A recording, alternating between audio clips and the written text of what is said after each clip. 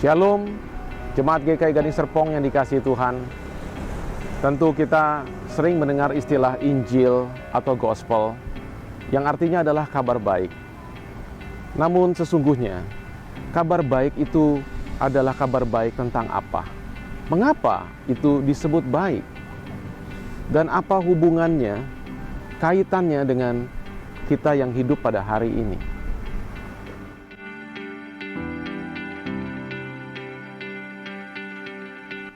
Masa-masa pandemi yang panjang dan melelahkan telah menyebabkan banyak orang mengalami tekanan dan beban yang berat. Banyak mungkin di antara kita juga yang mengalami kelesuan secara rohani.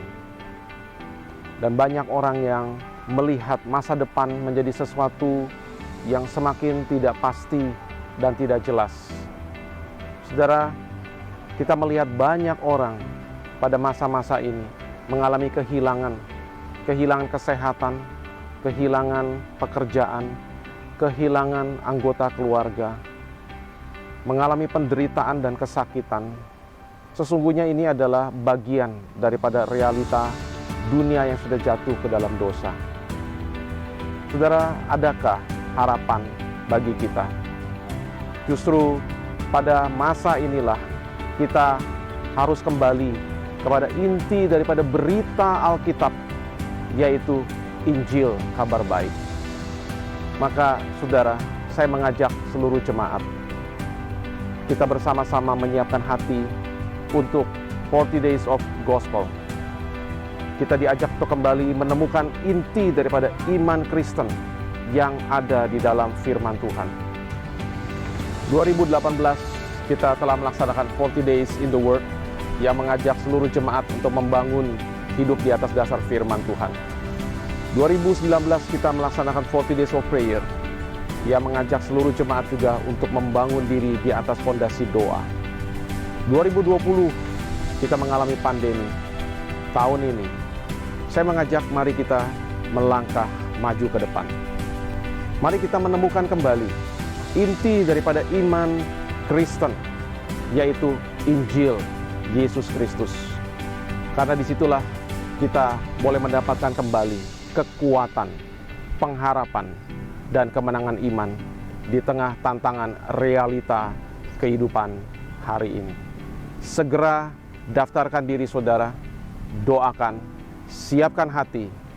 40 Days of Gospel akan memberkati kita semua. Amin.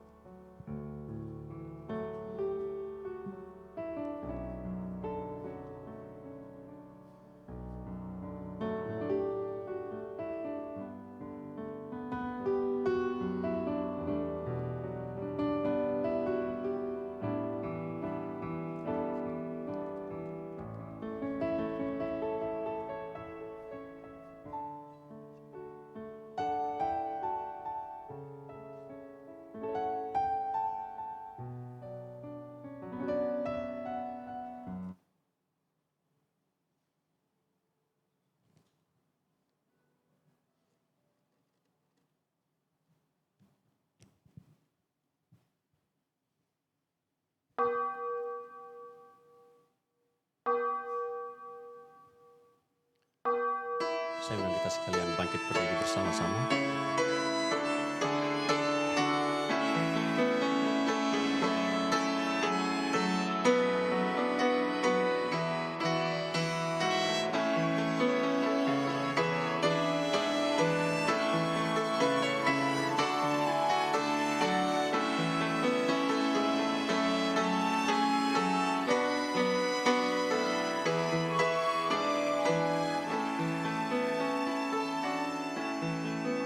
Marilah kita awali ibadah kita pada pagi hari ini dengan satu keyakinan bahwa pertolongan kita adalah di dalam nama Tuhan yang menjadikan langit dan bumi.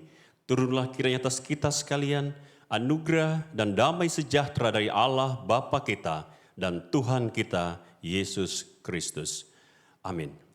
Mari Bapak Ibu, kita mau nyanyikan satu pujian. Kita mau agungkan akan kebesaran Tuhan. Kita nyanyikan pujian, sungguh besar Kau Allahku.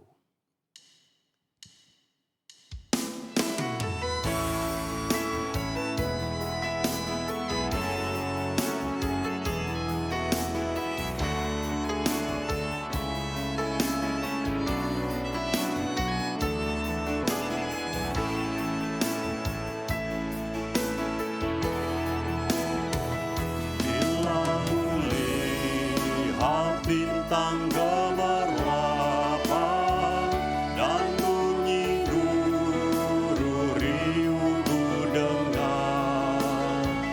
Ya Tuhanku, tak putus aku heran melihat ciptaanmu yang besar. Maka jiwaku pun memuji-Mu.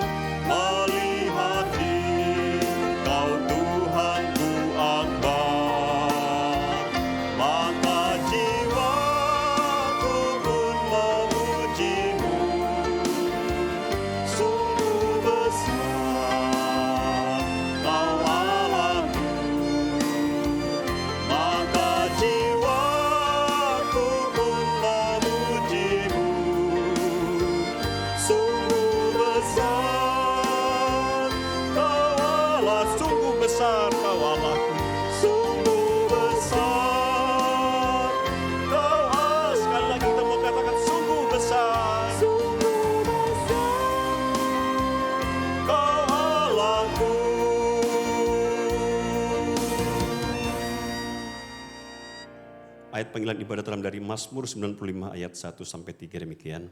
Marilah kita bersorak-sorai untuk Tuhan, bersorak-sorak bagi gunung batu keselamatan kita. Biarlah kita menghadap wajahnya dengan nyanyian syukur bersorak-sorak baginya dengan nyanyian mazmur. Sebab Tuhan adalah Allah yang besar dan Raja yang besar mengatasi segala Allah. Amin.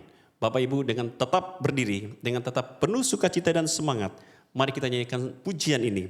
Tuhan Raja Maha Besar. Kita akan sambung dengan "Oh muliakan Tuhan". Mari kita bertepuk tangan bersama-sama. Kita nyanyikan pujian Tuhan Raja Maha Besar. Tuhan Raja Maha Besar, mari datang menyembah Dia. Dia pencipta dunia ini, Dia membentuk gunung-gunung, kehadirannya datanglah, nyanyi bersyukur padanya. Dengan bersuka bernyanyilah, Dia batu keselamatan, pujinya Tuhan Raja Maha Besar. Sekali lagi kita nyanyikan Tuhan Raja Maha Besar. Tuhan Raja Maha Besar, mari datang menyembah Dia. Dia pencipta dunia ini, Dia membentuk gunung-gunung, kehadirannya datanglah, nyanyi bersyukur padanya. Dengan bersuka bernyanyilah, Dia batu keselamatan, pujinya Tuhan Raja Maha Besar. Tuhan Raja Maha, sekali lagi katakan Tuhan Raja Maha Besar. Tuhan Raja Maha Besar. Amin. Hanyalah Dia Tuhan yang Maha Besar. Mari kita terus pujikan Dia. Kita memuliakan namanya. Kita nyanyikan pujian ini. Oh muliakan Tuhan. Hanya Dia yang layak terima pujian. Oh muliakan Tuhan. Dia layak terima pujian. Sekali katakan oh muliakan Tuhan. Oh muliakan Tuhan. Dia layak terima pujian. Hosana. Hosana.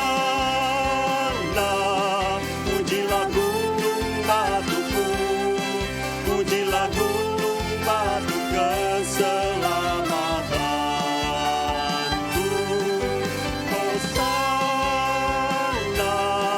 Pujilah gunung batuku, pujilah gunung batu keselamatanku. Katakan sekali lagi, oh muliakan. Oh muliakan Tuhan. Dia layak terima pujian. Oh muliakan Tuhan.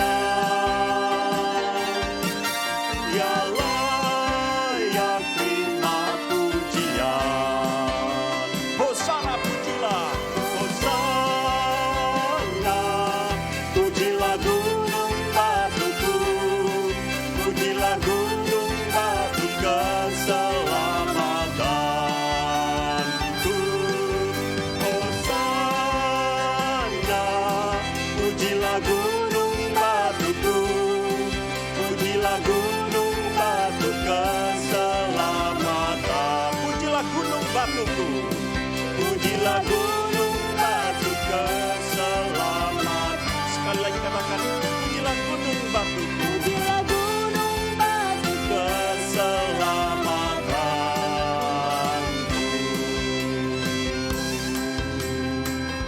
Silakan duduk kembali Bapak Ibu.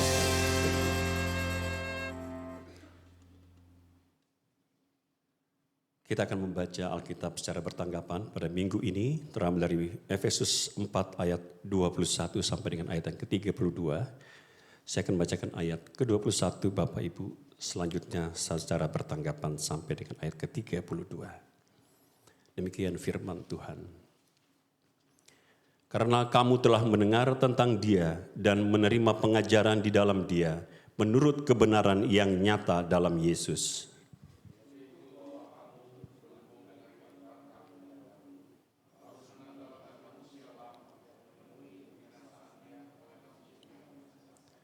Supaya kamu dibaharui di dalam roh dan pikiranmu,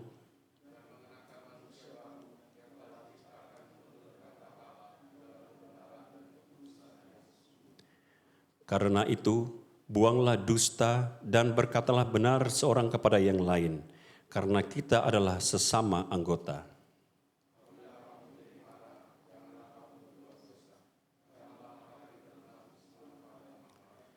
Dan janganlah beri kesempatan kepada iblis.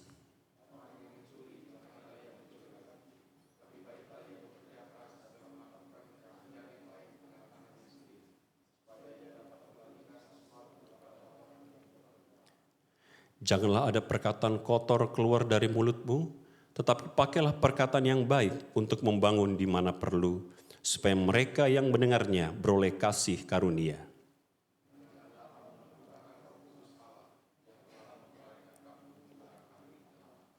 Segala kepahitan, kegeraman, kemarahan, pertikaian, dan fitnah hendaklah dibuang dari antara kamu. Demikian pula segala kejahatan.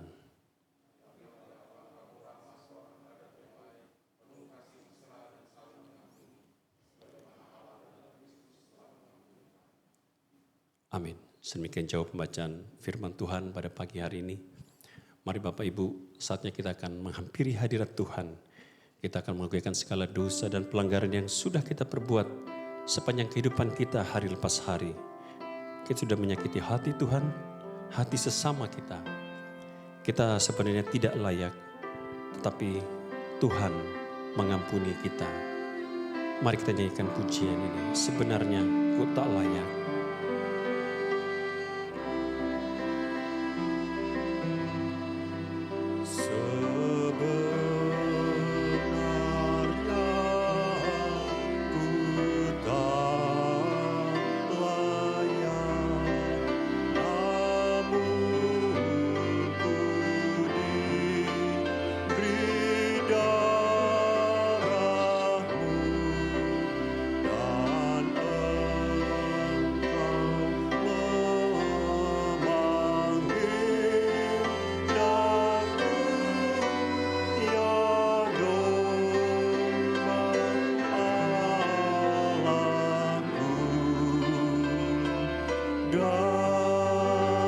Saya undang kita sekalian bangkit berdiri bersama-sama.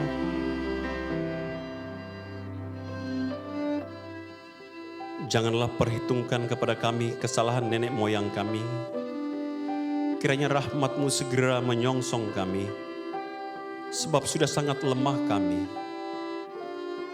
Tolonglah kami, ya Allah penyelamat kami, demi kemuliaan nama-Mu. Lepaskanlah kami dan ampunilah dosa kami oleh karena nama-Mu. Mari kita nyanyikan pujian ini. Kini ku datang padamu, sungguh ku tak berdaya.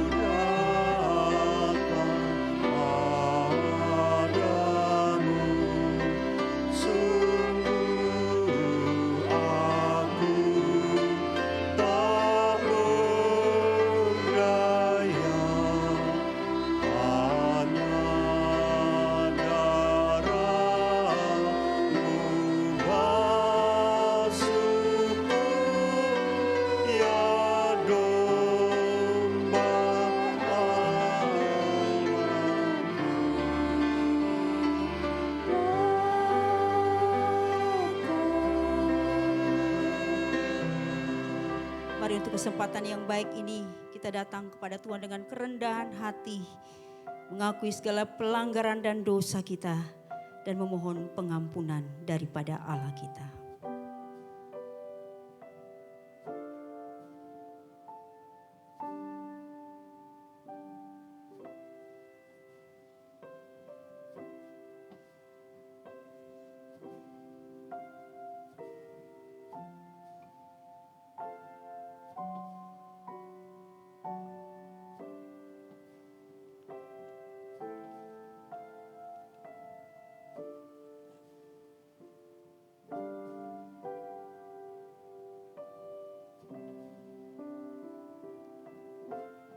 Ya Tuhan, ini kami.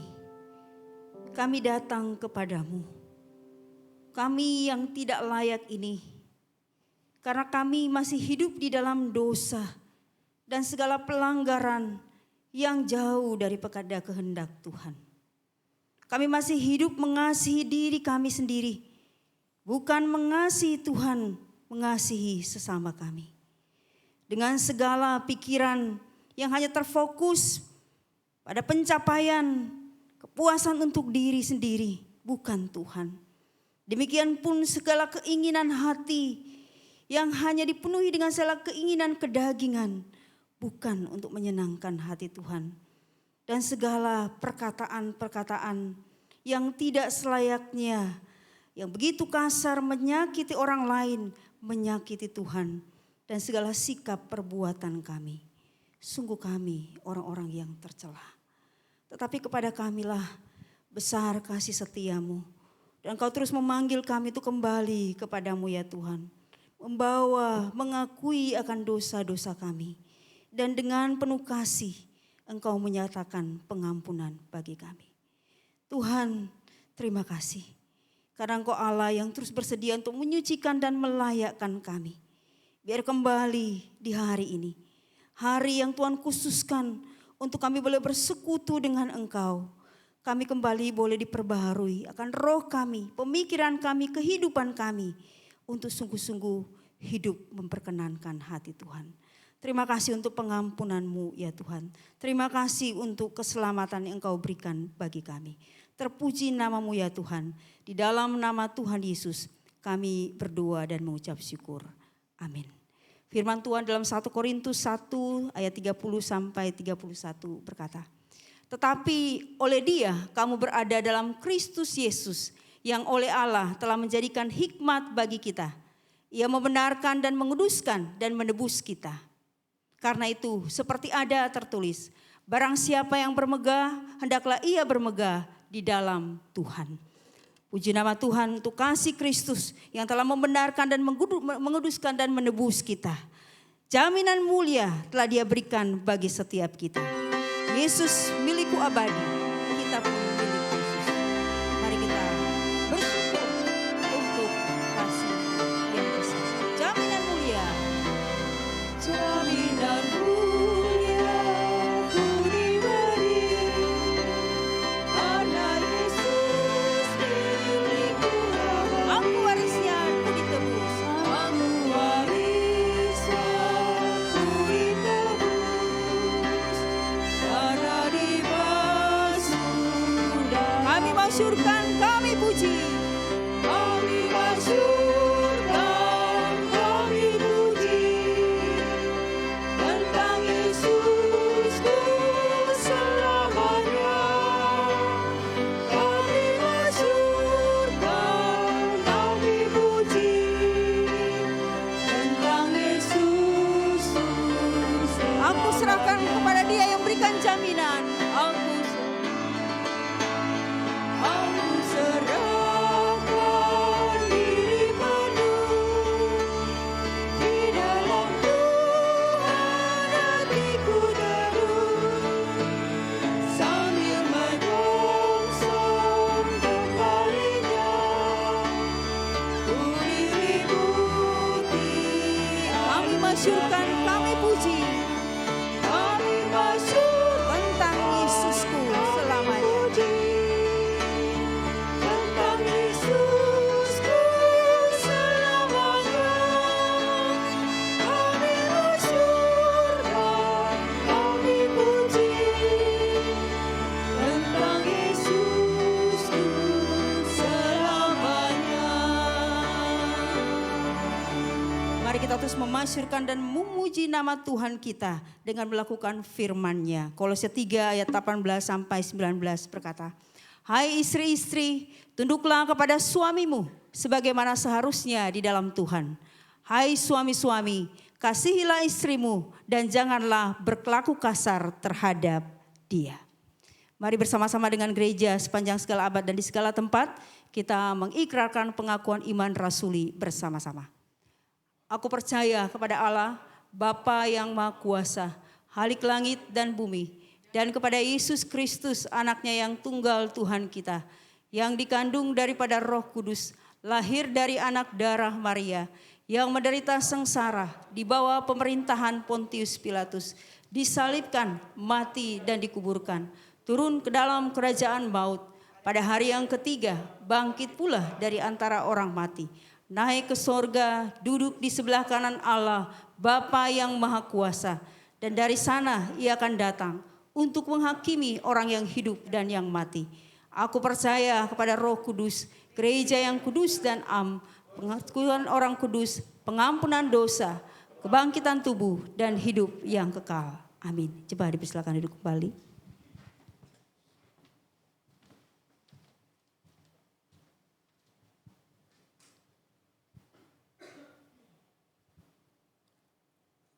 Saatnya kita akan mendengarkan kebenaran firman Tuhan yang akan disampaikan oleh hambanya Guru Injil Stanley. Mari kita siapkan hati kita bagaikan rusa yang merindukan akan aliran air yang jernih. Demikian kita juga mau mempersiapkan hati kita untuk rindu mendengarkan akan kebenaran firman Tuhan. Mari kita nyanyikan pujian ini, seperti rusa rindu air.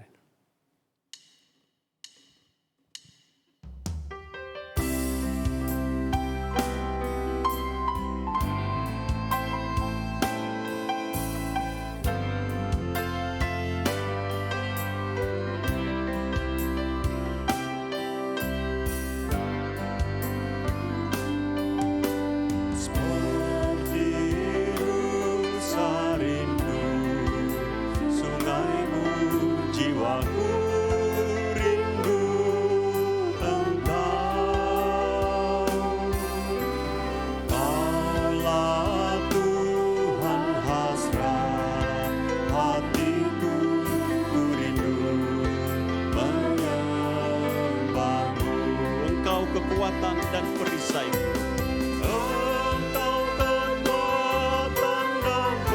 kekuatan dan perisaiku, kepadamu rohku berserah.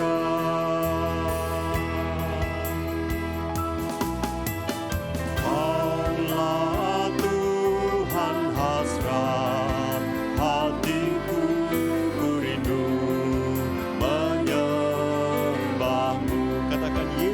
Yesus, kau berarti bagiku. Kepada hambanya saya persilakan. Yesus, kau berarti bagiku.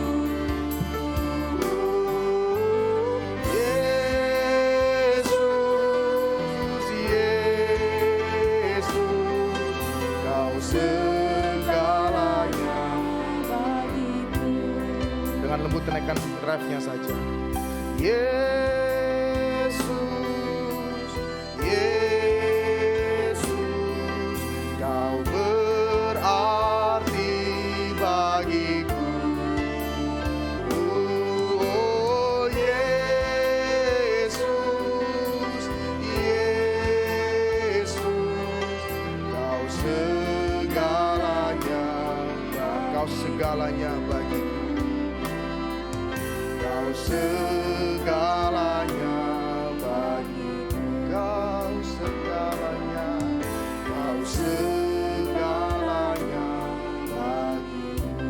Benar ya Tuhan pujian ini, biarlah kami seperti rusa yang rindu akan aliran sungai-Mu, di mana ketika kami bersama-sama mendengarkan firman Tuhan, kami boleh disegarkan, kami boleh dikuatkan kembali.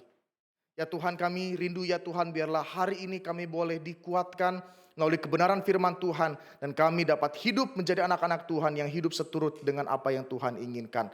Tolong setiap kami ya Tuhan, bantu kami dengan segala keterbatasan kami memahami firman-Mu, agar hari ini tidak menjadi sia-sia, tapi biarlah ada firman Tuhan yang boleh kami ingat dan kami boleh lakukan dalam kehidupan kami setiap hari. Tolong hamba-Mu yang lemah dan terbatas ini, pakai dia menjadi alat tangan Tuhan. Hanya di dalam nama Tuhan kami Yesus Kristus kami berdoa mengucap syukur. Amin. Shalom, selamat pagi Bapak Ibu sekalian. Siang bagi sebentar kita yang akses, dan malam bagi kita yang akses pada saat malam.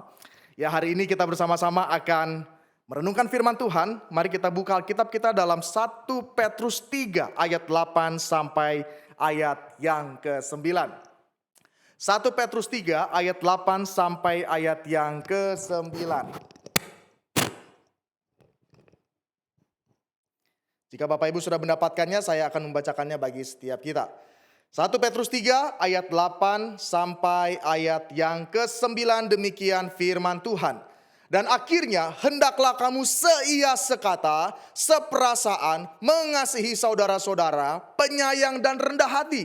Dan janganlah membalas kejahatan dengan kejahatan atau caci maki dengan caci maki. Tetapi sebaliknya, hendaklah kamu memberkati, karena untuk itulah kamu dipanggil, yaitu untuk memperoleh berkat. Sedemikian jauh pembacaan firman Tuhan kita hari ini. Berbahagialah setiap kita yang membaca, merenungkan dan melakukannya dalam kehidupannya setiap hari. Bapak Ibu sekalian, sebelum kita lebih lanjut lagi merenungkan firman Tuhan, saya ajak kita semua untuk menyaksikan video klip berikut ini. Men, how many times has this happened to you? Me.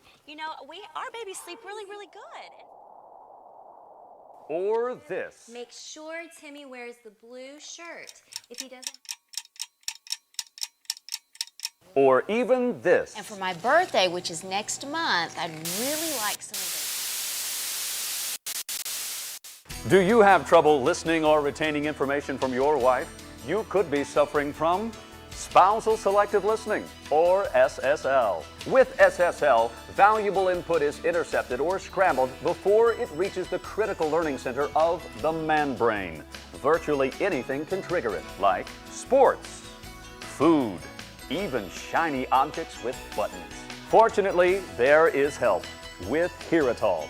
Containing a rare root with an exotic name, Heritol helps men focus and listen to valuable female input, even pick up on those subtle hints. These are exactly the earrings I wanted. How did you know? Thanks, Heritol. Now I can hear it all. Heritol has not been tested or approved by any regulatory agency. Side effects with Heritol include minor to severe headaches and spontaneous combustion. Use caution when using Heritol near mothers-in-law, as you may hear hurtful comments that would have previously been ignored. Heritol is an enhancement drug. Do not use around children or clusters of talkative old blue-haired women. If focused listening lasts longer than 4 hours, consult your doctor immediately before your wife assumes this is a new standard in your relationship. Men with wives who are nursing or pregnant should not take this product.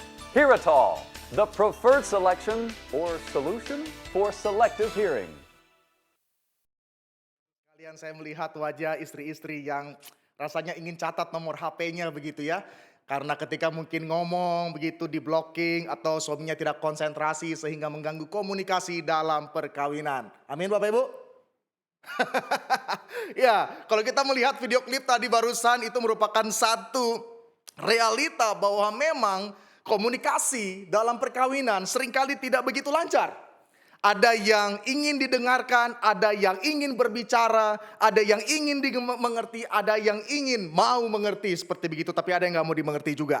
Kalau kita melihat Bapak Ibu dari video klip tadi, ada usaha yang ingin ditunjukkan dari parodi tersebut. Kalau semisal pasangan kita, ya di situ tadi contohnya suami ya.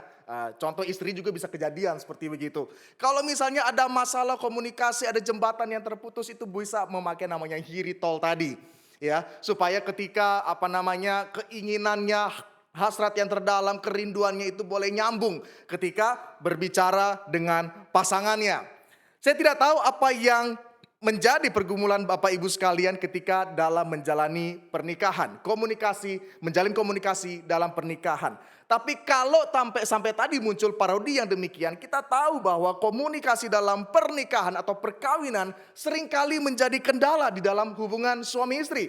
Firman Tuhan kali ini tidak hanya berbicara kepada setiap kita yang sudah menikah, tetapi bagi setiap kita yang juga akan menikah. Atau juga prinsip ini bisa dipakai bagi setiap kita yang berada dalam lingkungan keluarga kita. Saudara sekalian, komunikasi adalah suatu hal yang amat sangat penting di dalam hubungan manusia. Dapat dikatakan komunikasi adalah suatu hal yang esensial yang menunjukkan bahwa itulah di sana ada kehidupan. Di mana setiap orang yang berkomunikasi tentunya di situ ada kehidupan. Saudara sekalian, pernah nggak kebayang apa sih sebenarnya yang menjadi bahasa asli manusia? Atau mungkin kita berpikir, apa yang pertama kali diucapkan oleh Adam dan Hawa ketika pertama kali diciptakan oleh Allah? Saudara sekalian, waktu pada abad ke-13 seorang kaisar Holy Roman Emperor namanya Frederick melakukan eksperimen, Bapak Ibu. Melakukan eksperimen bagaimana dia ingin menemukan bahasa asli manusia melalui bayi. Jadi setiap bayi-bayi yang sudah lahir itu dikumpulkan di sebuah tempat. Dan setiap bayi-bayi yang ditempatkan dalam tempat yang khusus itu, setiap orang yang ingin mengganti popoknya atau memberikan makanan, satu orang pun tidak boleh mengucapkan satu kata apapun atau suara apapun. Tidak boleh. Tidak boleh mengucapkan satu kata apapun atau satu suara apapun. Karena Emperor Frederick ingin menemukan bahasa asli manusia itu melalui bayi. Oleh sebab itu tidak boleh ada satu suara apapun, satu kata apapun yang keluar. Kalau sampai ketahuan ada yang misalnya ngomong seperti itu, hukumannya jelas adalah mati, Bapak Ibu. Dan ketika eksperimen itu dilakukan berminggu-minggu, berbulan-bulan, akhirnya Emperor Frederick ini ingin menemukan sesuatu hal yang menjadi hasil dari eksperimennya tersebut. Ketika bayi-bayi itu didatangi oleh mereka, oleh tim risetnya, oleh tim yang mensurvei bahasa asli manusia melalui bayi-bayi ini, ditemukan bayi-bayi tersebut semuanya meninggal. Semuanya meninggal. Tidak ada bahasa yang keluar, tapi di sana ditunjukkan bahwa bayi-bayi yang menjadi hasil eksperimen tersebut, yang tidak mendengar satu kata apapun, yang tidak mendengar satu suara apapun, semuanya meninggal. Artinya kita menemukan satu hal bahwa komunikasi adalah suatu hal yang amat sangat penting dalam kehidupan kita manusia. Jadi kita jangan mungkin yang sungkan untuk ngobrol, yang asik dengan kesendiriannya begitu ya. Jangan melihat bahwa komunikasi adalah suatu hal yang sangat merepotkan. Kita perlu melihat komunikasi adalah bagian yang Tuhan ciptakan untuk menunjukkan kehidupan dalam kehidupan kita sebagai manusia. Karena Dia Allah yang terlebih dahulu berbicara kepada kita, berkomunikasi dengan kita. Dan hal ini juga teraplikasikan dalam kehidupan kita, dalam pernikahan. Saudara sekalian, komunikasi penting dalam pernikahan. Saudara, namun sebelum kita masuk lebih dalam lagi ke dalam komunikasi pernikahan, kita perlu mengetahui apa sesungguhnya pernikahan Kristen itu. Pernikahan Kristen itu direncanakan dan dibangun oleh Allah menurut peta dan teladannya. Pernikahan Kristen merupakan ikatan resmi antara laki-laki dan perempuan, bukan Adam dan Joni, untuk menjalankan tanggung jawab pengelolaan dan pemeliharaan bumi. Melalui kesatuan yang dibangun dalam ikatan pernikahan, Allah menghendaki supaya mereka dapat saling melengkapi dan memberi keutuhan hidup sebagai makhluk sosial. Melalui pernikahan, Allah menghendaki supaya manusia dapat membangun keturunan sebagai pewaris dari tanggung jawab pengelolaan dan pemeliharaan bumi. Mengelola dan memelihara dalam arti menjaga kemurnian serta meneruskan tugas pemeliharaan itu kepada generasi ke generasi. Artinya bahwa pernikahan Kristen itu adalah suatu hal yang sangat amat mulia. Karena itu merupakan inisiatif Allah. Dan demikianlah manusia harus mentaatinya, Bapak Ibu sekalian. Namun kita harus akui ketika kita menjalankan pernikahan, sekalipun dilabelkan pernikahan Kristen, konflik adalah suatu hal yang tidak dapat kita hindarkan. Benar bukan? Bagi setiap kita yang sudah menikah, mungkin baru menikah di bulan madu sudah berantem seperti itu. Kayak saya gitu ya. Waktu menikah pergi langsung bulan madu, hari kedua itu sudah berantem. Perbedaannya yaitu adalah saya pengen arung jeram, istri saya tidak mau arung jeram. Ya jadinya alot begitu ya, saya mengatakan sudahlah kita coba arung jeram di awal-awal masa pernikahan supaya kita tahu betapa bergejolaknya dunia ini ketika kita mengikuti arung jeram. Istri saya nggak mau, dia paling tidak suka hal yang ekstrim begitu ya. Dia suka yang halus-halus begitu, makan tidur, jalan-jalan makan tidur. Berbeda dengan saya, akhirnya konflik dah di hari kedua waktu honeymoon saat itu. Ya. Tidak dapat kita hindarkan sekalipun kita melabelkan pernikahan kita adalah pernikahan Kristen. Tidak sedikit orang-orang yang termasuk di dalamnya orang-orang percaya terhisap dalam pusaran konflik yang berujung kepada perceraian. Saudara, menarik sekali ketika dicari penyebab-penyebab the major causes of marriage seperti itu, komunikasi menempati selalu menjadi urutan ketiga. Urutan ketiga atau tiga besar dalam 10 atau 15 penyebab dari sebuah perceraian. Artinya bahwa apa? Komunikasi ini merupakan satu hal yang sangat esensial dalam pernikahan Kristen. Dan kalau kita melihat Bapak Ibu, ketika saya mempersiapkan pada bagian ini, Kemensos, Kementerian Sosial menunjukkan di masa pandemi, perceraian itu naik sebanyak 5%. Dan ditemukan bahwa perubahan pola komunikasi terjadi di dalamnya. Di mana antar pasangan sering berteriak dan mengeluarkan kata-kata kasar terhadap pasangannya. Ini yang terjadi semasa pandemi. Tentunya riset ini dilakukan dalam masa tahun 2020 seperti itu. Saya tidak tahu 2021, mungkin sudah lebih baik, sudah bisa beradaptasi. Tetapi sejak masa pandemi, perceraian itu memiliki angka kenaikan yang amat tinggi. Tidak hanya di seluruh dunia, tetapi juga di Indonesia. Saudara sekalian, ini merupakan hal yang perlu kita perhatikan sebagai pasangan suami istri atau yang ingin menikah. Bahwa komunikasi adalah hal yang sangat penting sekalipun seringkali diremehkan. Ngomong doang kok gampang begitu ya. Nanti kalau salah minta maaf, kalau salah minta maaf, kalau salah minta maaf. Demikian konsep yang dibawa. Namun saya percaya orang-orang yang berada dalam pusaran 5% itu juga memiliki konsep yang demikian. Kalau salah minta ampun, kayak kalau salah minta maaf. Nanti kalau misalnya salah ngomong atau tidak tahan emosi, saya tinggal datang, saya minta maaf seperti begitu. Akhirnya tidak tahan, terus-menerus seperti itu, terjadilah perceraian. Saudara, tentunya kita akan tercengang ketika kita melihat pernikahan kita. Tentunya komunikasi sebelum waktu masa pacaran atau setelah menikah tentunya adalah hal yang berbeda, benar bukan? Waktu masa pacaran itu masing-masing pasangan ada indera keenamnya gitu. Wah, pasangannya mau apa, rasanya, kok dia bisa tahu ya apa yang saya mau begitu ya. Kalau misalnya PDKT, mulai cari bukunya Gary Thomas, 5 bahasa kasih. Bahasa kasihnya yaitu adalah pemberian, bahasa kasihnya itu adalah sentuhan. Mulai tanya teman-teman baiknya begitu. Kira-kira bahasa kasih dari si A, si B itu seperti apa? Supaya saya mau PDKT itu mulus-mulus gitu, lancar-lancar. Ketika menjalin satu relasi, kita memikirkan banyak hal untuk membangun relasi itu dengan komunikasi yang baik. Kalau salah minta maaf gitu. Maaf ya, ngomongnya baik begitu. Saya minta maaf ya, tadi saya keceplosan, saya nggak maksud loh seperti begitu. Kalau kamu nggak maafkan sih nggak apa-apa. Gitu ngomongnya. Tapi kalau dalam masa pernikahan apa? Ya kan gue udah sorry, maafin dong. Masa gitu aja kagak bisa dimengerti? Ya ampun, gitu ya. Perbedaannya sangat-sangat signifikan. Kalau mungkin ada yang ingin dimengerti, aduh dad, atau aduh papi, aduh mami dan lain sebagainya. Kok kamu gak bisa ngerti, aduh kok kamu lihatnya ke aku tapi matanya kosong begitu ya. Beda waktu pacaran diperhatikan dengan begitu kasih sayang, tapi waktu setelah menikah astaga. Ya Bapak Ibu lebih mengerti lah ya kondisi di rumah seperti apa. Ya sama saya juga masih berjuang untuk membangun komunikasi dalam pernikahan. Tetapi inilah kita perlu melihat bersama-sama komunikasi dalam pernikahan itu harus senantiasa dibangun. Agar pernikahan kita dapat menjadi terang, dapat menjadi teladan dan memuliakan nama Tuhan. Bapak Ibu sekalian, perlu kita perhatikan dari firman Tuhan yang tadi kita baca, yaitu yang pertama, yaitu kita harus memperhatikan dalam membangun komunikasi, dalam menjalin komunikasi dalam pernikahan, kita harus pertama-tama membangun fondasi kepercayaan.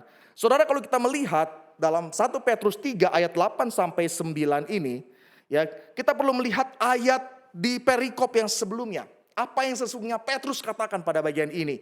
Dikatakan hidup bersama suami istri. Dikatakan apa? Di ayat yang pertama, demikian juga kamu, hai istri-istri, tunduklah kepada suamimu, supaya jika ada di antara mereka yang tidak taat kepada firman, mereka juga tanpa perkataan dimenangkan oleh kelakuan istrinya. Jika mereka melihat bagaimana murni dan saleh hidup istri mereka itu, perhiasan janganlah secara lahiriah, yaitu dengan mengepang-ngepang rambut, memakai perhiasan emas, atau dengan mengenakan pakaian yang indah-indah. Tetapi perhiasanmu ialah manusia batinia yang tersembunyi dengan perhiasan yang tidak binasa, yang berasal dari roh yang lemah lembut dan tentram, yang sangat berharga di mata Allah. Ayat yang kelima. Sebab demikianlah caranya perempuan-perempuan kudus dahulu berdandan, yaitu perempuan-perempuan yang menaruh pengharapannya kepada Allah. Mereka tunduk kepada suaminya sama seperti Sarah taat kepada Abraham dan menamai dia tuannya. Dan kamu adalah anak-anaknya jika kamu berbuat baik dan tidak takut akan ancaman. Demikian juga kamu, hai suami-suami, hiduplah bijaksana dengan istrimu sebagai kaum yang lebih lemah. Hormatilah mereka sebagai teman pewaris dari kasih karunia, yaitu kehidupan supaya doamu jangan terhalang. Ini nasihat Rasul Petrus kepada para pasangan saat itu. Karena apa? Karena kalau kita melihat kondisi saat itu, banyak wanita-wanita yang sudah percaya kepada Tuhan, namun pasangannya belum percaya kepada Tuhan. Oleh sebab itu ketika membangun satu rumah tangga, diharapkan mereka yang sudah percaya terlebih dahulu pada akhirnya membawa suami mereka menjadi orang yang percaya kepada Tuhan. Tetapi mengajak suami mereka menjadi orang yang percaya kepada Tuhan, terlebih dahulu mereka harus membangun trust kepada suaminya. Bahwa apa yang mereka lakukan tidak sama dengan kebiasaan orang-orang pada zaman itu. Saudara sekalian, kalau kita melihat dari apa yang diidentikan oleh Petrus pada bagian ini, yaitu dengan mengepang-ngepang rambut, memakai perhiasan emas, atau dengan mengenakan pakaian yang indah-indah. Ini pada waktu itu setiap wanita-wanita yang masuk kepada kuil-kuil pelacuran, kepada kuil-kuil Baal, melakukan hal yang demikian. Kebiasaannya saat itu seperti itu. Maka ketika mereka memakai hal yang demikian, jangan sampai mereka identik dan tidak ada bedanya dengan perempuan-perempuan yang demikian. Maka ketika suaminya melihat, kamu ngomong-ngomong Tuhan tapi kok gaya hidupnya sama dengan orang-orang pada zaman itu. Oleh sebab itu apa? Di sini Petrus mengatakan build trust, bangun kepercayaan supaya suamimu dapat dibawa kepada Tuhan. Dapat dibawa kepada Tuhan. Dan prinsip ini pun kita ambil tidak hanya kepada para wanita, tapi juga pada para suami. Kita pun juga harus membangun kepercayaan bagi istri kita. Tidak hanya kepada istri-istri, kepada suami. Tapi juga sebagai suami kita harus juga membangun trust kepada istri kita. Bapak Ibu sekalian. Disinilah merupakan satu hal yang amat penting kalau kita perhatikan di dalam firman Tuhan. Karena apa Bapak Ibu sekalian? Kalau kita melihat hal yang pertama yaitu adalah membangun fondasi. Kita melihat bahwa Bapak Ibu sekalian, komunikasi dan kepercayaan adalah dua hal yang saling berkaitan untuk membangun. Dibutuhkan komunikasi untuk membangun kepercayaan, juga dibutuhkan kepercayaan untuk menjalin komunikasi. Namun kita percaya bahwa ketika kita hendak membangun sebuah relasi, maka kita harus memulai komunikasi agar dapat dipercaya. Tidak mungkin waktu itu ketika saya menyatakan cinta pertama kali sama Lause Junia ya. Di perpustakaan saya ingat waktu itu. Wah sangat romantis ya Bapak Ibu ya. Sangat akademis sekali. Tembak kekasih itu di perpustakaan. Saya langsung datangi dia, saya katakan begini mungkin. Junia, saya saat ini menyatakan cinta saya kepadamu. Dan besok kita akan menikah. Apa yang terjadi Bapak Ibu? Dia pasti akan kabur dan lapor kepada dosen. Ada mahasiswa yang sudah mulai strip 2 seperti itu. Karena dia mengajak langsung menyatakan cinta dan menikah. Kenapa dia akan menolak? Karena nggak ada kepercayaan sama sekali. Tiba-tiba datang langsung menyatakan cinta dan langsung mengajak menikah. Tidak ada komunikasi yang dibangun di sana untuk membangun kepercayaan. Dan kalau kita melihat setiap kita yang sudah dalam pernikahan, dalam tahapan pernikahan, maka kepercayaan dibutuhkan untuk tetap menjalin komunikasi. Karena dalam tahapan ini pasangan suami dan istri sudah memiliki keyakinan yang lebih untuk berada dalam tahapan yang serius ketimbang di masa pacaran. Makanya saya ingat salah satu dosen kami pernah mengatakan begini, kalau pacaran buka mata lebar-lebar. Waktu nanti sudah menikah, tutup mata sebelah gitu ya. Artinya apa ya, waktu pacaran ya kita benar-benar lihat siapa pasangan kita ya, bagi anak-anak muda ya gitu ya. Waktu pacaran buka mata lebar-lebar, waktu sudah menikah tutup mata sebelah. Karena kita sudah berada dalam tahapan ini untuk percaya kepada pasangan kita. Kita sudah percaya bahwa dia sudah berkomitmen untuk menaruh dirinya, kepercayaannya secara total. Bahkan seringkali kepercayaan ini tidak ada bedanya dengan sebuah kecerobohan. Benar bukan? Tutup mata sebelah. Tapi menarik Bapak Ibu sekalian, salah satu kata perjanjian lama untuk kepercayaan, batah itu ya, memiliki arti ceroboh. Kepercayaan dalam bahasa Ibrani salah satu yang dipakai itu adalah batah. Artinya bahwa ketika kita mempercayai pasangan kita merasa sangat aman sehingga kita ceroboh atau bebas dari perhatian. Kita tidak perlu menyembunyikan siapa diri kita atau melindungi diri kita.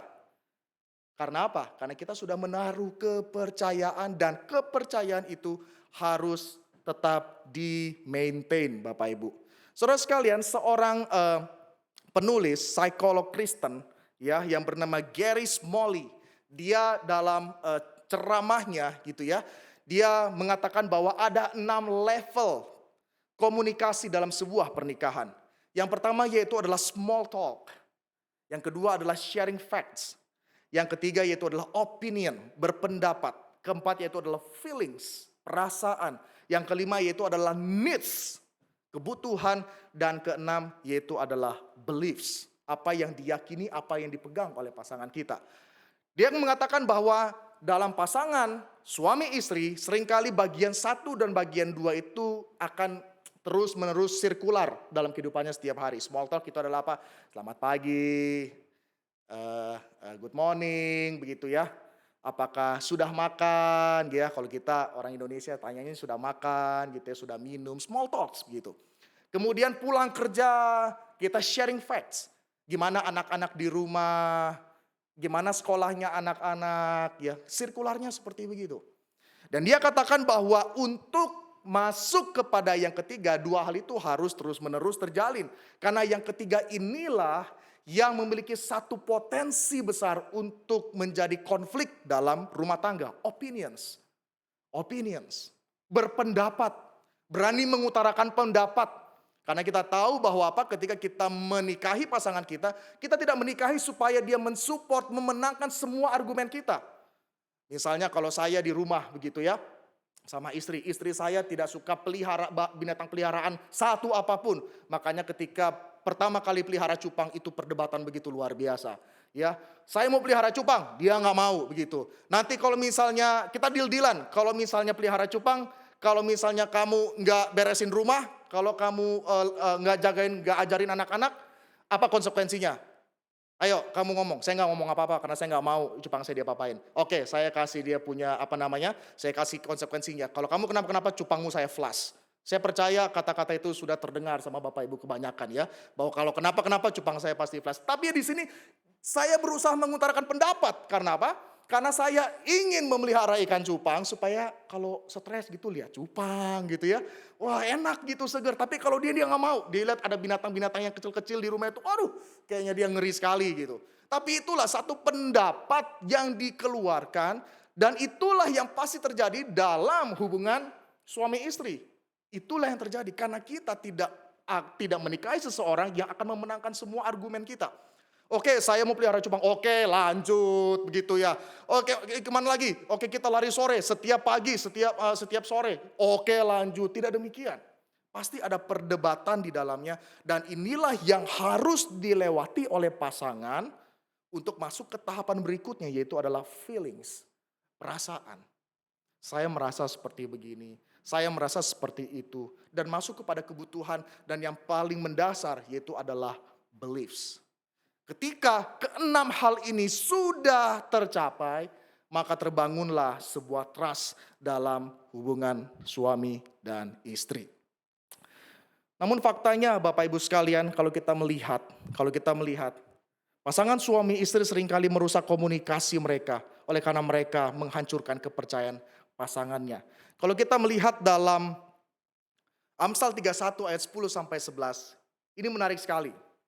Istri yang cakap siapakah akan mendapatkannya?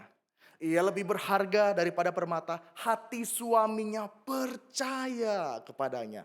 Suaminya tidak akan kekurangan keuntungan. Kalau kita melihat ayat yang dikatakan hati suaminya percaya kepadanya. Wah, tentu ini bagian ini Amsal 31 adalah ayat yang mungkin dipakai atau dilaminating di rumah, ditempel untuk menunjukkan kalau istrinya lagi marah atau lagi ngaco. Baca Amsal 31. Amsal 31 itu idealnya istri harus demikian, A, B, C dan lain sebagainya. Tapi Bapak Ibu, ada hal yang lebih luas lagi ketika berbicara mengenai Amsal 31. Apa itu? Berbicara mengenai hubungan Allah dan jemaatnya. Kita adalah mempelai Kristus. Maka ketika dikatakan istri yang cakap siapakah yang akan mendapatkannya? Ia lebih berharga daripada permata. Hati suaminya percaya kepadanya. Itu tidak hanya berbicara kepada para istri. Tapi bagi setiap kita juga para suami. Saudara sekalian, ini hal yang perlu kita perhatikan. Banyak sekali pasangan-pasangan yang merusak komunikasi mereka oleh karena mereka menghancurkan kepercayaan pasangannya. Mungkin ada sebagian kita yang sudah mulai kepercayaannya itu terdistorsi. Mungkin ada yang mengatakan begini, sudahlah, saya nggak akan percaya sama dia kalau dia belum membuka ruang kantor pribadinya di rumah. Sudahlah, saya nggak akan percaya sama dia kalau dia belum terbuka masalah keuangan. Sudahlah, saya nggak akan percaya sama dia kalau dia nggak izinin pinjemin HP-nya. Sudahlah, dan lain sebagainya, dan lain sebagainya. Sudahlah, dia nggak pernah ngaku kalau pulang malam-malam dan lain sebagainya. Saudara sekalian, kalau kita melihat pada bagian ini, ketidakpercayaan akan menghasilkan asumsi. Dan kalau sudah ada asumsi yang selalu terjadi dalam pasangan suami istri, maka berujung kepada kehancuran. Saudara, kalau misalnya dalam pasangan suami istri itu sudah nggak ada trust, semuanya asumsi, istrinya sudah tidur, kemudian suami terus main HP gitu ya, terus yang dibuka itu adalah WA, mulai curigation gitu ya, aduh dia WA sama siapa, coba lihat kamu WA sama siapa malam-malam sampai begini, atau pulang malam begitu ya, sampai jam berapa ini, jam begini baru pulang, kenapa? Sudah tidak ada kepercayaan. Asumsi dan asumsi dan asumsi dan asumsi. Dan seringkali asumsi-asumsi itu, dugaan-dugaan itu yang menjadi pemicu konflik dalam rumah tangga. Oleh sebab itu, ketika asumsi sudah terus mendominasi hubungan suami istri, lambat laun suami istri itu, pernikahan itu akan mengalami apa yang namanya kehancuran. Makanya Dr. Richard Nicastro mengatakan apa? Saya akan bacakan dalam bahasa Indonesia. Ketika Anda dapat diandalkan, Anda akan menepati apa yang Anda janjikan dan mempertahankan kata-kata Anda. Sangat sulit untuk mempercayai seseorang yang jarang menepati kata-katanya. Tindakan itu lebih kuat berbicara daripada kata-kata. Itulah sebabnya dalam 1 Yohanes 3 ayat 18 dikatakan apa? Hai anak-anakku, janganlah kita mengasihi dengan perkataan atau dengan lidah, melainkan dengan perbuatan dan dalam kebenaran.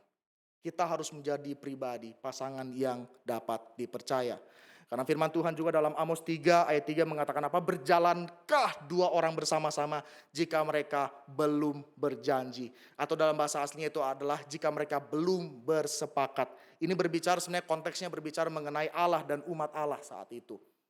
Berjalankah dua orang bersama-sama jika mereka belum bersepakat? Dan prinsip ini yang kita ambil sebagai pasangan suami istri. Jikalau tidak ada kepercayaan yang terjadi dibangun oleh pasangan suami istri, apakah hubungannya, keluarganya akan berjalan bersama-sama? Belum tentu Bapak Ibu sekalian. Itulah makanya 1 Petrus 3 ayat 8 tadi katakan apa? Dan akhirnya hendaklah kamu seia, sekata, seperasaan, mengasihi saudara-saudara, penyayang dan rendah hati. Pertanyaannya itu adalah bagaimana dengan pernikahan kita saat ini?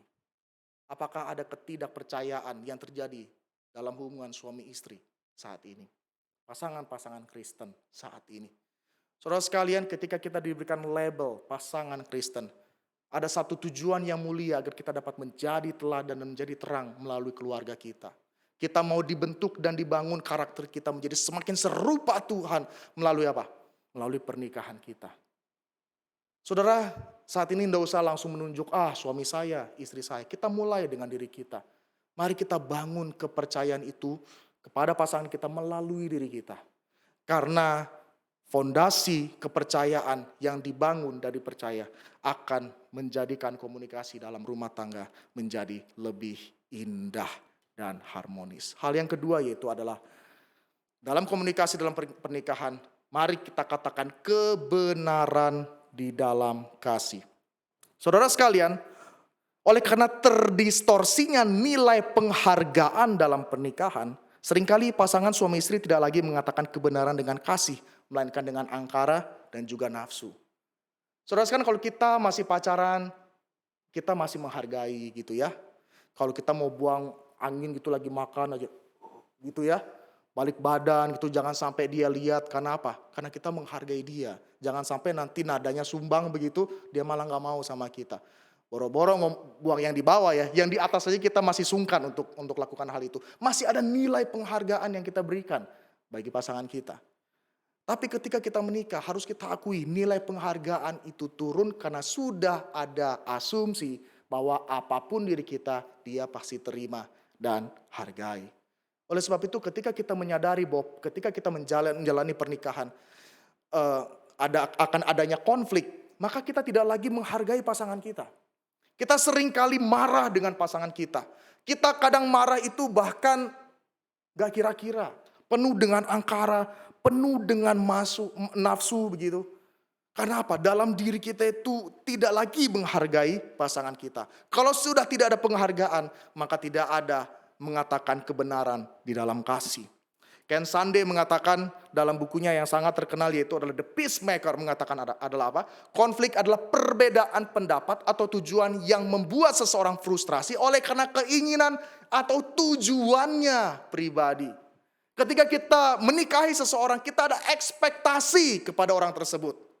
Dia harusnya begini, dia harusnya mengerti. Saya memiliki tujuan, saya memiliki ambisi, saya memiliki keinginan. Oleh sebab itu dia harus mengerti. Demikian pula dengan pasangannya. Oleh karena itulah konflik adalah perbedaan pendapat atau tujuan yang membuat seseorang frustrasi oleh karena keinginan atau tujuan pribadinya. Dan itulah yang dikatakan oleh Yakobus dalam Yakobus 4 ayat 1-2. Dari manakah datangnya sengketa dan pertengkaran di antara kamu? Bukannya datang dari hawa nafsumu yang saling berjuang dalam tubuhmu? Jika kamu mengingini sesuatu tetapi kamu tidak memperolehnya, lalu kamu membunuh, kamu iri hati, tapi kamu tidak mencapai tujuanmu, lalu kamu bertengkar dan kamu berkelahi, kamu tidak memperoleh apa-apa karena kamu tidak berdoa. Ini yang dikatakan oleh Yakobus 4 ayat 1 sampai ayat yang kedua. Oleh karena adanya potensi kemungkinan konflik yang terjadi dalam hubungan rumah tangga. Oleh sebab itu firman Tuhan pun sudah mengatakan, sudah memperingatkan. Semuanya datangnya dari hawa nafsu kita yang terus berjuang dalam diri kita. Oleh sebab itu apa yang menjadi solusinya bagi setiap kita? Solusinya itu ada dalam Kolose 3 ayat 16 sampai 17. Hendaklah perkataan Kristus diam dengan segala kekayaannya di antara kamu, sehingga kamu dengan segala hikmat mengajar dan menegur seorang akan yang lain, dan sambil menyanyikan mazmur dan puji-pujian dan nyanyian rohani kamu mengucap syukur kepada Allah dalam hatimu. Dan segala sesuatu yang kamu lakukan dengan perkataan atau perbuatan, lakukanlah semuanya itu dalam nama Tuhan Yesus sambil mengucap syukur oleh Dia kepada Allah Bapa kita. Kalimat yang pertama apa? Hendaklah perkataan Kristus diam dengan segala kekayaannya di antara kamu. Jadi apa solusinya Bapak Ibu sekalian? Solusinya masing-masing pasangan harus memiliki relasi yang intim dan dekat dengan Tuhan. Sehingga firman Tuhan menguasai hidupnya semuanya. Saudara, bukankah suatu hal yang indah jika masing-masing pasangan dekat sama Tuhan? Maka ketika ada masalah, bukankah itu dapat diselesaikan dengan baik? Tidak diselesaikan dengan penuh angkara, tidak diselesaikan dengan penuh amarah. Saudara sekalian, inilah yang kita perlu perhatikan bersama-sama. Konflik potensi besar pasti terjadi. Tapi jika perkataan Kristus diam dengan segala kekayaannya di antara kita, semuanya dapat berjalan dengan baik. Justru kita dapat melihat konflik itu membentuk karakter kita jadi semakin serupa dengan Tuhan. Saudara sekalian, ketika mempersiapkan pada bagian ini ada satu hal yang menarik yang perlu kita perhatikan ketika kita mengatakan kebenaran dalam kasih. Mungkin kita pernah mendengar kata asertif, ya, asertif. Asertif yang muncul dengan arti kata to assert, itu berarti menyatakan pendapat. Jadi asertif itu berarti mengutarakan isi hati dengan tepat dan tidak agresif. Saudara, ini perlu kita sama-sama praktikkan dalam kehidupan kita rumah tangga. Asertif.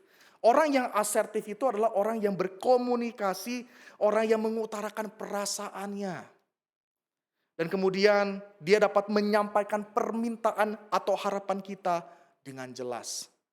Mungkin ketika ada konflik yang terjadi, pasangan suami atau pasangan istri bisa duduk sama-sama dan mengatakan, Mi, saya ini rasanya ketika melihat kelakuanmu seperti ini, kok rasanya saya sedih sekali.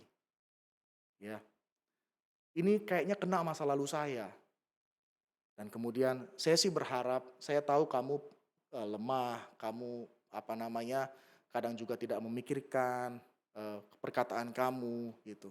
Harapan saya sih jangan sampai terjadi lagi. Saya sedih, saya marah, tapi itulah bentuk dari asertif. Dan bagikan pengamatan kita. Ketika kita memberikan pengamatan kita, kita juga bersedia untuk diperiksa sama lawan bicara kita mengenai pengamatan kita. Dan yang terakhir itu yaitu adalah jangan gunakan kata-kata yang kasar. Karena apa Bapak Ibu sekalian?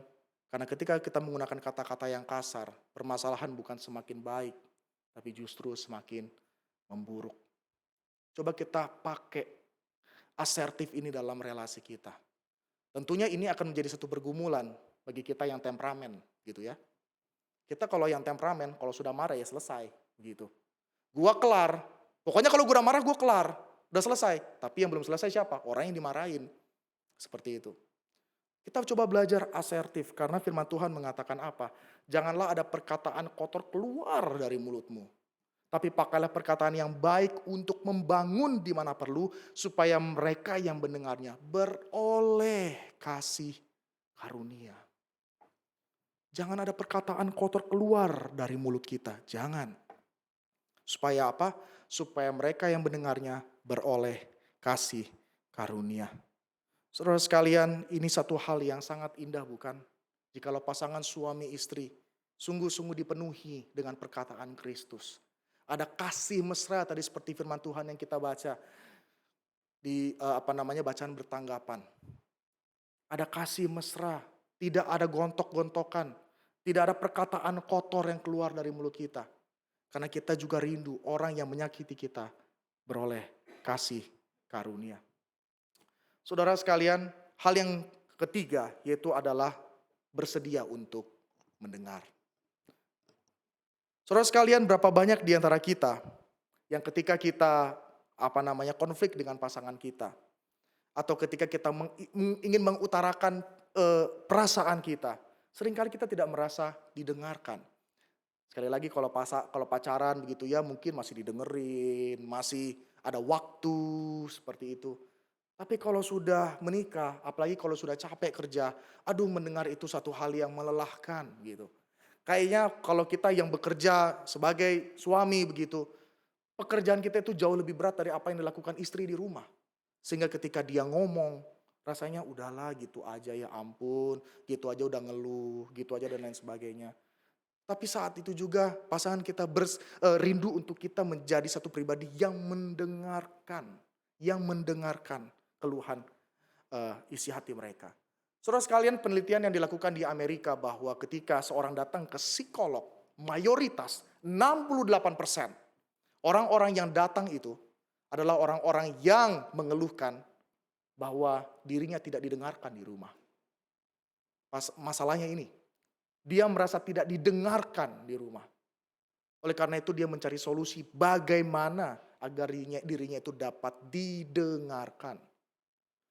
Saudara sekalian, tentunya masalah untuk mendengar ini adalah suatu hal yang menjadi pergumulan setiap kita. David Augsburger, dia mengatakan apa? Being heard is so close to being loved that for the average person, they are almost indistinguishable. Dia katakan apa?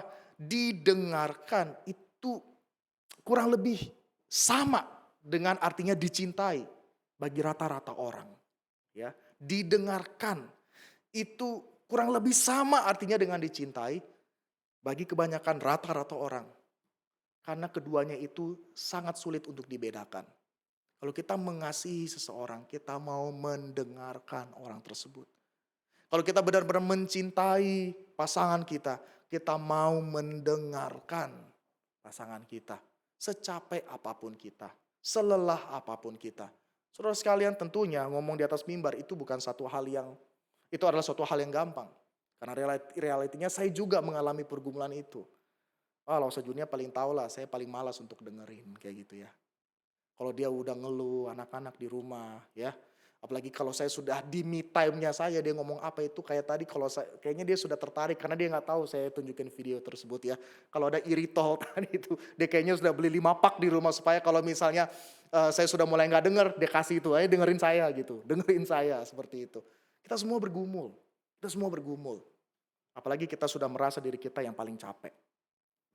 Being hurt is so close to being loved that for the average person. Gitu nggak bisa, itu bahkan sama sekali tidak dapat dibedakan, didengarkan dengan dicintai. Itu dua hal yang berbeda. Itu dua hal yang berbeda, tapi perasaannya sama seperti itu. Telah firman Tuhan katakan dalam Yakobus 1 ayat 19. Hai saudara-saudara yang kukasihi, ingatlah hal ini. Setiap orang hendaklah cepat untuk mendengar, tapi lambat untuk berkata-kata, dan juga lambat untuk marah. Di sini ada yang terbalik, gitu. Ya. Saudara-saudara yang kukasihi, ingatlah hal ini. Setiap orang hendaklah cepat untuk marah. Seringkali kan seperti begitu. Kita langsung ngegas biasanya. Langsung ngegas, tidak mau mendengarkan terlebih dahulu. Langsung marah. Ya, lambat untuk mendengar justru. Saudara sekalian, apa yang kita alami ini akan terus-menerus akan berproses dalam kehidupan kita setiap hari. Bagi kita yang sudah menikah, sampai maut memisahkan kita, kita akan terus berproses akan hal ini. Bagi yang belum menikah, ingatlah itulah realita pernikahan. Bahwa realita pernikahan tidak seindah waktu masa pacaran. Seburuk-buruknya masa pacaran, pasti kalian akan menemukan suatu hal yang lebih buruk lagi ketika berada dalam pernikahan. Maka itulah kita harus juga mempersiapkan diri kita. Mengenal diri kita di hadapan Tuhan. Mengenal Tuhan siapa dalam hidup kita. Ketika kita sungguh-sungguh mengenal siapa diri kita di hadapan Tuhan. Ketika memasuki jenjang pernikahan. Setidaknya kita sudah mulai siap. Saudara sekalian, ini hal yang perlu kita perhatikan bersama-sama. Komunikasi dalam pernikahan bukanlah satu hal yang gampang. Besok, hari ini kita dengar khotbah, besok kita jadi orang yang bagus berkomunikasi dalam pasangan kita. Mungkin sebentar kita akan langsung konflik lagi dengan pasangan kita. Tapi Bapak Ibu sekalian, satu hal yang ingin saya katakan dari bagian yang kedua yang tadi kita renungkan bersama-sama. Hendaklah perkataan Kristus diam dengan segala kekayaannya dalam diri setiap kita. Kenal Tuhan, kenal diri, kita kenal pasangan kita. Kenal Tuhan, kenal diri, kita kenal pasangan kita. Walaupun susah, tapi kita yakin dan percaya bahwa Allah Roh Kudus akan menguatkan setiap kita. Mari kita tundukkan kepala, kita berdoa. Bapa di sorga, kami bersyukur Engkau menciptakan institusi pernikahan agar kami dapat mencicipi kekekalan itu di dalam pernikahan kami. Dalam pernikahan kami ya Tuhan, tidak ada satupun yang dapat memisahkan kami selain daripada maut. Namun ya Tuhan, ampuni apabila dalam kehidupan kami setiap hari seringkali kami tidak menghargai pasangan kami. Kami mengatakan hal-hal yang kasar terhadap pasangan kami. Kami take it for granted terhadap pasangan kami. Seringkali kami mendiamkan pasangan kami. Kami tidak mau mendengarkan pasangan kami. Oh Tuhan, ini kami orang yang berdosa. Mungkin sebagian di antara jemaat-Mu, ada yang baru menikah, ada yang baru 5-6 tahun menikah ya Tuhan. Atau bahkan sudah berpuluh-puluh tahun terus bergumul dengan masalah komunikasi. Tuhan, berkaryalah ya Tuhan. Tanpa pertolongan Tuhan, kami tidak sanggup untuk dapat menjadi berkat bagi pasangan kami. Mampukan kami ya Tuhan, kami adalah orang-orang yang telah diberikan kuasa oleh Tuhan untuk menang. Oleh sebab itu, kami tahu kami masih bisa jatuh. Tapi kami tetap ada pengharapan untuk bangkit menjadi berkat bagi pasangan kami. Tuhan, berkati komunikasi kami di rumah, agar komunikasi yang terjalin dapat membangun satu sama yang lain. Apabila ada konflik di antara kami ya Tuhan, biarlah kami melihat itu sebagai proses pembentukan kami menjadi anak-anak Tuhan yang semakin serupa dengan Tuhan. Tolong setiap kami ya Tuhan, hanya dalam nama Tuhan kami Yesus Kristus kami berdoa mengucap syukur. Amin.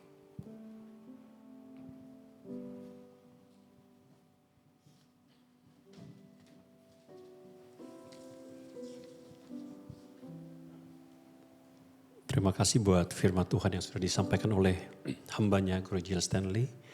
Kita akan meresponi firman yang sudah kita dengar bersama pada pagi hari ini. Sambil nanti kita akan memberikan persembahan kita.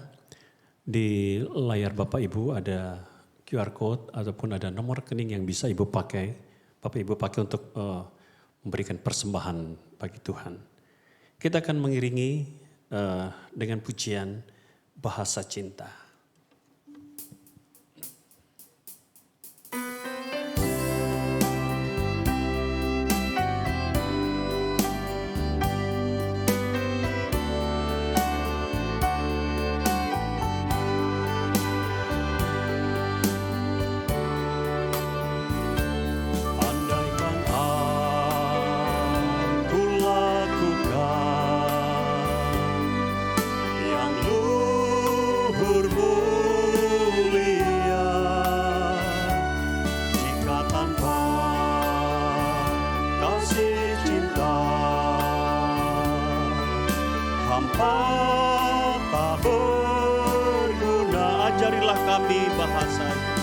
Ajarilah kami bahasa cintamu, agar kami dekat padamu ya Tuhanku. Ajarilah kami bahasa cintamu, agar kami dekat padamu.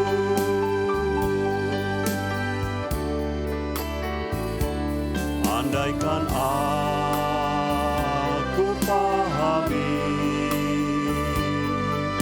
bahasa semua, hanyalah bahasa cinta, kunci tiap hati. Ajarilah bahasa cintamu, agar kami dekat padamu ya Tuhanku. Ajarilah kami bahasa cintamu, agar kami dekat padamu.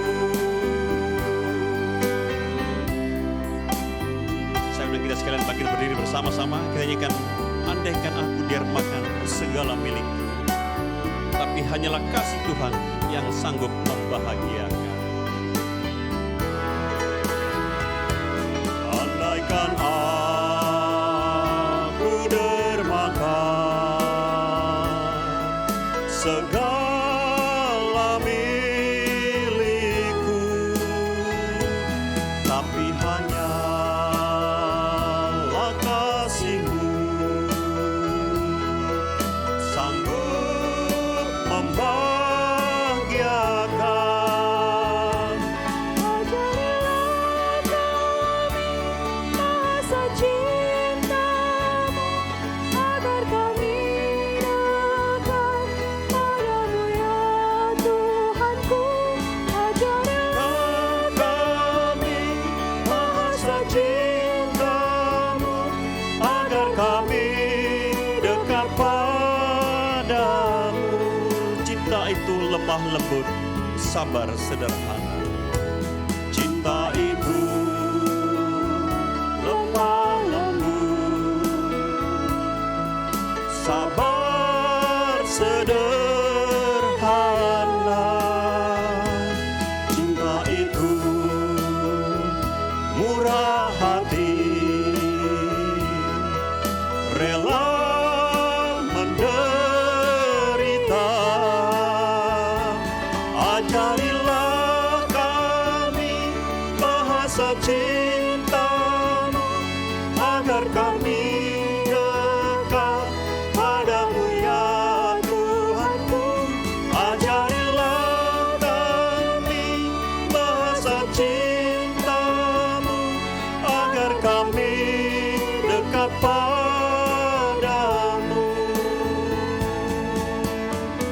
kita dalam doa kita berdoa. Bapa dalam surga, kami mengucap syukur Tuhan buat kebenaran firman yang sudah kami dengar bersama pada pagi hari ini, di mana Engkau sudah mengingatkan kami tentang pentingnya komunikasi dalam pernikahan kami. Kami mengucap syukur Tuhan, biarlah firman yang sudah kami dengar bersama pada pagi hari ini bisa kami semua laksanakan dalam kehidupan kami hari lepas hari. Benar Tuhan, kami mohon Tuhan mengajarkan kami akan bahasa cinta-Mu agar kami lebih dekat kepada Engkau juga kepada pasangan kami. Bapa dalam surga, kami sudah memberikan persembahan yang kami yakin dan percaya Tuhan, ini adalah berkat yang berasal daripada Engkau saja. Berkatilah akan persembahan-persembahan ini, juga kami mohon hikmat dan bijaksana buat pengelola keuangan di tempat ini. Biarlah semuanya ini boleh dipergunakan untuk kelebaran akan firman Tuhan. Terima kasih Bapa, terima kasih Tuhan. Hanya dalam nama anak-Mu Tuhan kami, Yesus Kristus, kami sudah berdoa dan mengucap syukur. Amin. Silakan duduk kembali, kita akan mendengarkan berita pengembalaan.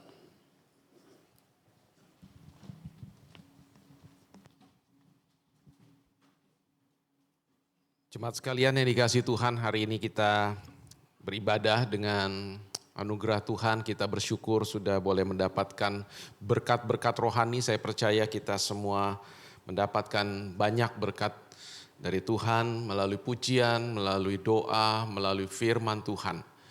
Saudara, kita menyadari memang untuk membangun komunikasi itu sesuatu yang seringkali sangat-sangat sulit, sesuatu yang sangat-sangat butuh anugerah dan juga perjuangan kita bersama-sama, apalagi di dalam konteks keluarga. Saudara, biarlah firman Tuhan hari ini boleh mengingatkan kita kembali. Mari kita sama-sama perbaiki, kita tingkatkan, kita pelihara apa-apa yang kita rasa memang masih menjadi kelemahan kita. Mari kita sama-sama perbaiki, ya. Tuhan memberkati relasi, komunikasi di dalam tiap-tiap keluarga kita, di dalam rumah tangga kita semua, ya. Terima kasih buat Pak Stanley. Saudara, minggu depan kita akan masuk di dalam ibadah hari Pentakosta. Kita bersyukur bahwa oleh pencurahan Roh Kudus maka gereja Tuhan boleh ada, ya, di muka bumi ini. Saya mengajak seluruh jemaat kita sama-sama sebagai orang percaya boleh mensyukuri, ya, karunia Allah kepada kita gereja, ya, melalui pemberian Roh Kudus, sehingga saudara dan saya hari ini kita boleh menjadi anak-anak Allah, ya, dan boleh mengaku bahwa Allah adalah Bapa kita. Jadi dalam rangkaian ini, saudara, saya juga mengajak jemaat untuk terus kita di dalam mengikuti doa setiap malam, baik itu melalui doa keluarga maupun juga persekutuan doa melalui Zoom. Ya, kemarin malam kita ada persekutuan doa melalui Zoom, ya. Dan besok Senin kita akan kembali adakan persekutuan doa dalam tiap-tiap keluarga. Saudara, ini juga satu momen dan satu sarana yang baik untuk kita juga membangun komunikasi di dalam keluarga kita melalui kita berdoa bersama, kita membangun mesbah di dalam keluarga kita. Saudara, kita berkomunikasi dengan Tuhan, tetapi juga di dalam itu, saudara, kita juga menjalin komunikasi dengan anggota keluarga. Maka saya mendorong jemaat Tuhan, lakukan dan gunakan bahan yang sudah gereja berikan untuk saudara pakai di dalam doa keluarga. Ya, besok malam. Kemudian Selasa kita akan ada persekutuan doa bersama melalui Zoom. Ya, ada pembicara yang kita juga sudah atur, ya, untuk menyampaikan firman Tuhan. Kemudian hari Rabu adalah kebaktian doa streaming seperti biasa melalui channel YouTube. Ya, mengajak juga seluruh jemaat untuk bergabung, ya, di dalam rangkaian doa Prapentakosta ini. Kemudian hari Kamisnya itu kembali melalui doa keluarga. Hari Jumat itu kita kembali ada persekutuan doa melalui Zoom. Hari Sabtu doa keluarga dan minggu depan kita sama-sama beribadah di hari Pentakosta. Ya, demikian. Baik, saudara, saya juga terus mendorong jemaat untuk segera mendaftar, ya, dalam persiapan kita untuk masuk di dalam program utama tahun ini, nanti di bulan Agustus. yaitu di dalam 40 Days of Gospel. Bagi saudara yang belum mendaftar, ya saudara jangan tunda, segera secepatnya, ini akan sangat menolong panitia untuk mempersiapkan segala sesuatunya dengan lebih baik.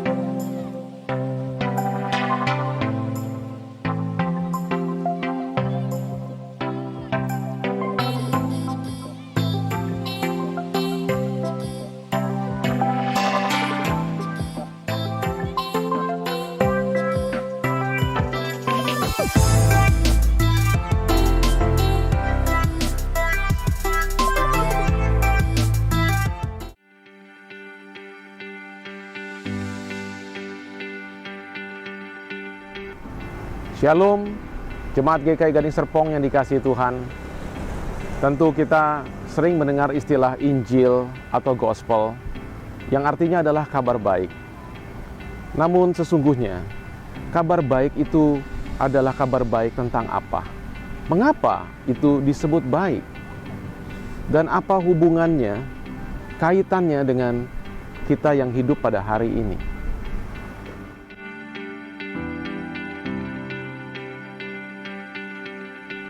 Masa-masa pandemi yang panjang dan melelahkan telah menyebabkan banyak orang mengalami tekanan dan beban yang berat.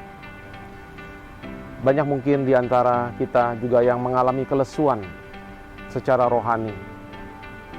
Dan banyak orang yang melihat masa depan menjadi sesuatu yang semakin tidak pasti dan tidak jelas. Saudara, kita melihat banyak orang pada masa-masa ini mengalami kehilangan kesehatan, kehilangan pekerjaan, kehilangan anggota keluarga, mengalami penderitaan dan kesakitan. Sesungguhnya ini adalah bagian daripada realita dunia yang sudah jatuh ke dalam dosa. Saudara, adakah harapan bagi kita? Justru pada masa inilah kita harus kembali kepada inti daripada berita Alkitab, yaitu Injil, kabar baik. Maka saudara, saya mengajak seluruh jemaat, kita bersama-sama menyiapkan hati untuk 40 Days of Gospel. Kita diajak untuk kembali menemukan inti daripada iman Kristen yang ada di dalam firman Tuhan. 2018 kita telah melaksanakan 40 Days in the Word, yang mengajak seluruh jemaat untuk membangun hidup di atas dasar firman Tuhan. 2019 kita melaksanakan 40 Days of Prayer, yang mengajak seluruh jemaat juga untuk membangun diri di atas fondasi doa. 2020 kita mengalami pandemi. Tahun ini saya mengajak mari kita melangkah maju ke depan. Mari kita menemukan kembali inti daripada iman Kristen, yaitu Injil Yesus Kristus. Karena disitulah kita boleh mendapatkan kembali kekuatan, pengharapan, dan kemenangan iman di tengah tantangan realita kehidupan hari ini. Segera daftarkan diri saudara, doakan, siapkan hati.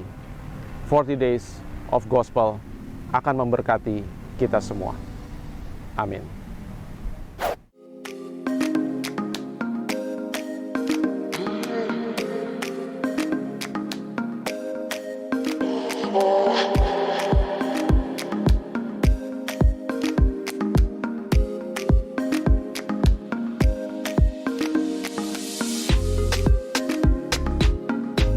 Nomor-nomor yang ada tertera di layar dan segera daftarkan diri saudara. Tuhan memberkati. Baik, kita bangkit berdiri bersama-sama. Mari kita satu hati di dalam doa. Kami bersyukur Tuhan, Engkau pelihara kami sampai hari ini di tengah segala kondisi, tantangan, kesulitan yang ada. Kami mau berdoa untuk 40 Days of Gospel yang kami persiapkan dan rencanakan untuk dilakukan bersama pada bulan Agustus mendatang. Di tengah situasi yang serba tidak pasti dan tidak jelas ini, kami datang kepadamu. Di tengah kondisi yang menekan dan merasa begitu banyak hal yang menjadi kesulitan saat ini, kami datang kepadamu. Tuhan, Bawa gerejamu untuk melangkah maju. Pimpin kami Tuhan untuk melihat kepadamu dan menemukan kembali pengharapan yang sejati di dalam Injil-Mu. Tuhan berkati seluruh jemaat dalam keadaan apapun hari ini. Biarlah kami semua juga terus boleh memiliki pengharapan di dalam Yesus Kristus. Bahkan kami boleh mengalami kuasa kemenangan di dalam iman, di dalam Yesus Kristus, menghadapi segala kesulitan tantangan yang ada pada hari ini. Tuhan berkati seluruh jemaat Tuhan dalam tiap-tiap pekerjaan, usaha, pendidikan anak-anak, dan tiap-tiap keluarga dan rumah tangga. Kami berdoa, Tuhan, isilah hati kami dengan kebenaran dan kasih yang berasal daripada-Mu, yang memampukan dan menolong kami juga untuk terus membangun komunikasi yang lebih baik di tengah-tengah keluarga kami, dalam relasi dengan pasangan, dengan orang tua, juga dengan anak-anak kami. Kami menyerahkan Tuhan Indonesia, juga di dalam masa usai libur Hari Raya Idul Fitri ini. Kami berdoa Tuhan menolong Indonesia untuk bisa berjalan maju, mengatasi kesulitan ekonomi, juga penanganan pandemi ya Tuhan yang masih terus berlangsung hingga hari ini. Proses vaksinasi yang terus dilakukan secara nasional, Tuhan sertai dan berkati. Kami menyerahkan semua doa ini kepadamu ya Bapa. Di dalam nama Tuhan kami Yesus Kristus kami berdoa. Amin. Doksologi.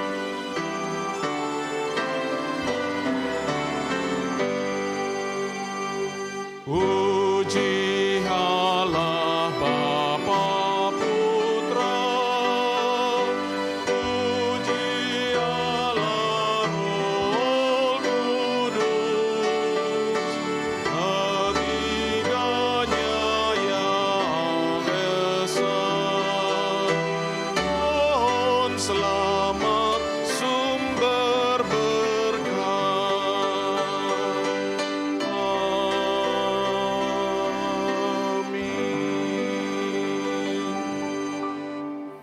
Jemaat Tuhan, arahkan hatimu kepada Tuhan, terimalah berkat-Nya, anugerah, kasih, keselamatan dari Allah Tritunggal, Allah Bapa, Allah Anak itu Yesus Kristus dan Allah Roh Kudus, menyertai saudara hari ini sampai selama-lamanya. Amin.